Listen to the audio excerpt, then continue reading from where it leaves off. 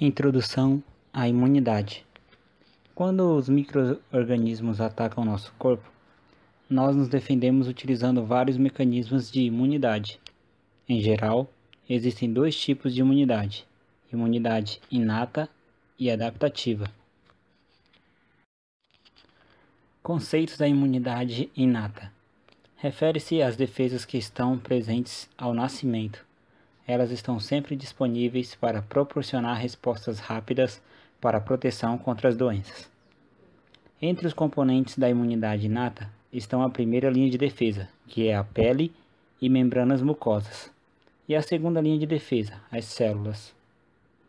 As respostas imunes inatas representam o sistema de alerta precoce da imunidade e são projetadas para impedir que os micróbios tenham acesso ao corpo e para ajudar a eliminar aqueles que tiverem acesso. Fatores físicos da imunidade inata. A pele intacta é o maior órgão humano. Além de ser um componente extremamente importante da primeira linha de defesa, ela consiste em duas partes, a derme e a epiderme. A derme, a parte mais interna e espessa da pele, é constituída de tecido conjuntivo. A epiderme, porém, é a parte externa e mais fina. Está em contato direto com o ambiente externo. A camada superior da epiderme é morta e contém uma proteína que é protetora chamada queratina. A renovação constante da camada superior ajuda a remover os micróbios da superfície. Além disso, a secura da pele é um fator importante que inibe o crescimento microbiano. Quando a pele está mais úmida, como nos climas quentes e úmidos, as infecções são bastante comuns, principalmente as causadas por fungos, como o pé de atleta, por exemplo. Fatores químicos da imunidade inata. Certos fatores químicos também desempenham funções importantes. As glândulas sebáceas de óleo que existe na pele produzem uma substância oleosa chamada de sebo, que impede que os pelos fiquem ressecados ou quebradiços.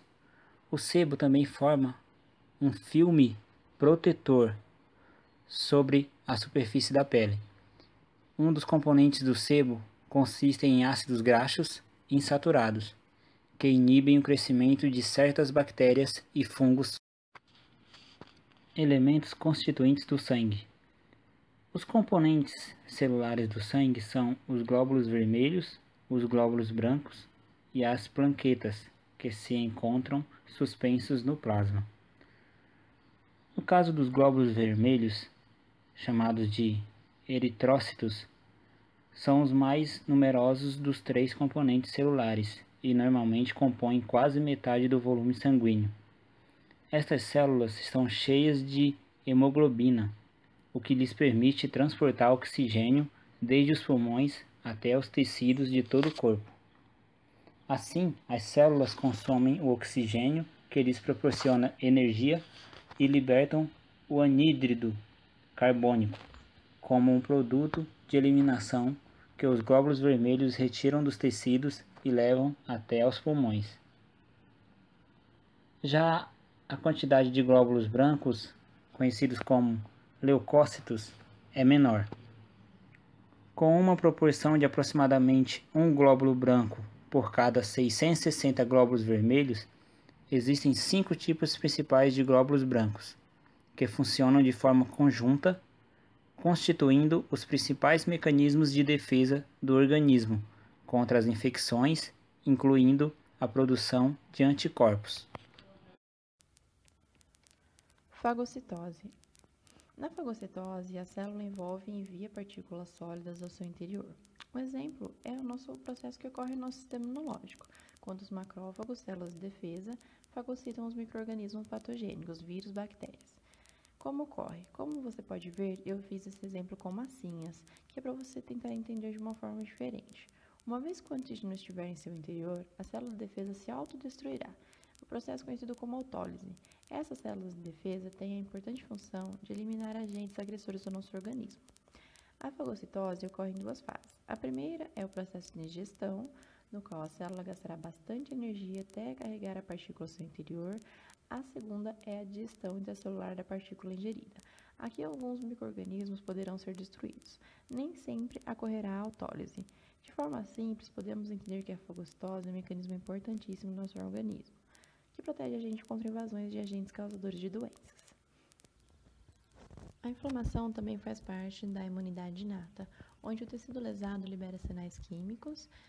Após isso, os sinais químicos vão aos vasos sanguíneos, ocorre a vasodilatação, aumento da permeabilidade do vaso, e depois os neutrófilos fagocitam os micro-organismos e restos de células mortas, onde acontece a cicatrização da inflamação. Febre. A febre é a elevação da temperatura do corpo humano para acima dos limites considerados normais, de 36 a 37,3 graus Celsius.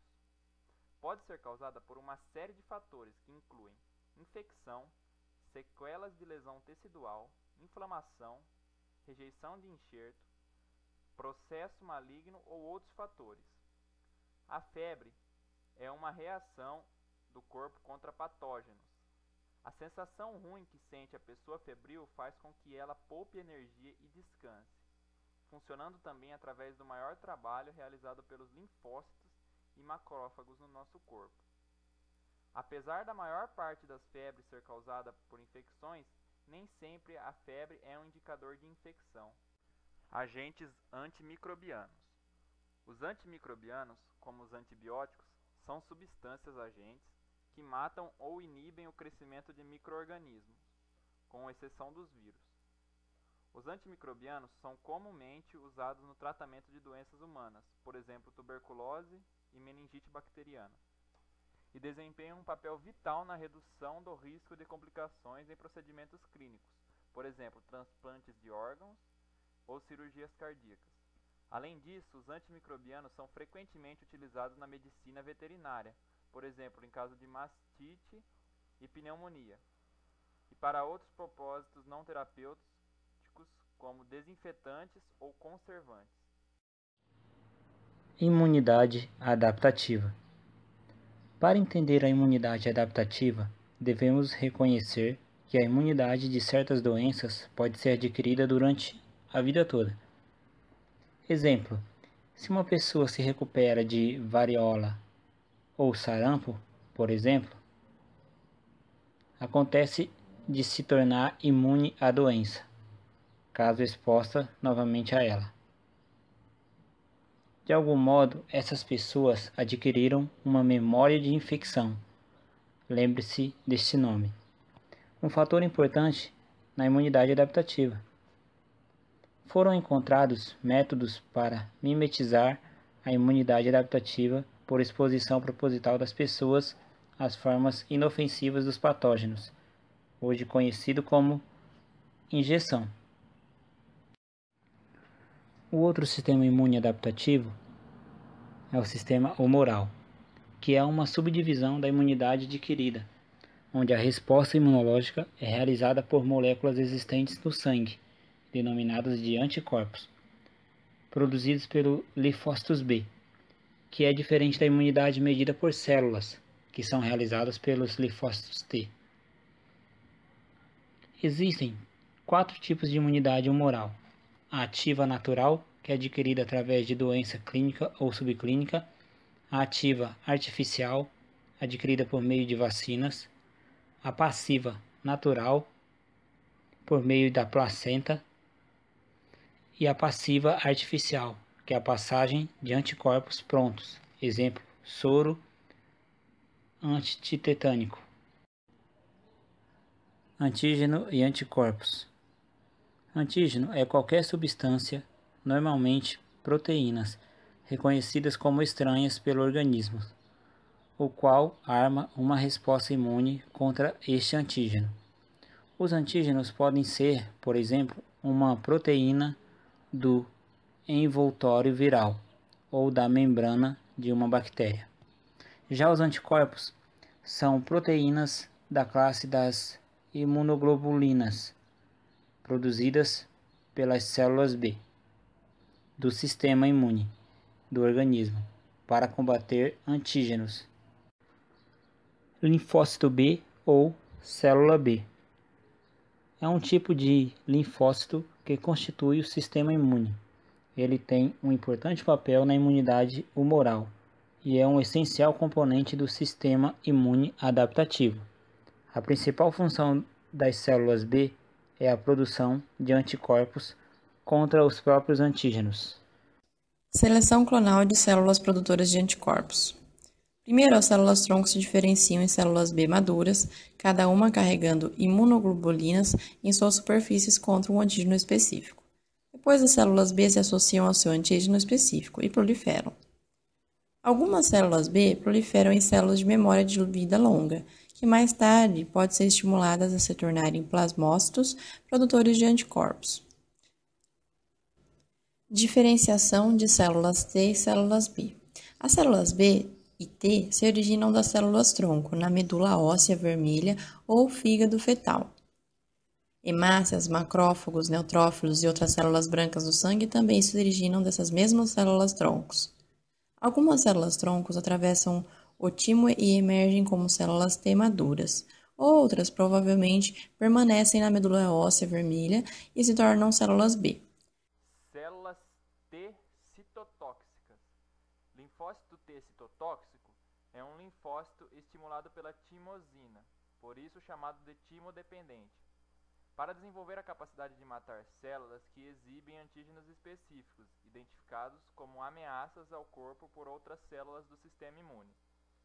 Antígenos são exibidos por células tumorais, por células infectadas, por vírus e por algumas bactérias, ou por células danificadas, de outra maneira. No caso de doenças autoimunes, o linfócito T citotóxico pode acabar destruindo células saudáveis. As próprias células infectadas utilizam parte do patógeno para avisar que precisam ser destruídas. Elas apresentam os antígenos em sua superfície externa, usando uma estrutura chamada MHC, tipo 1.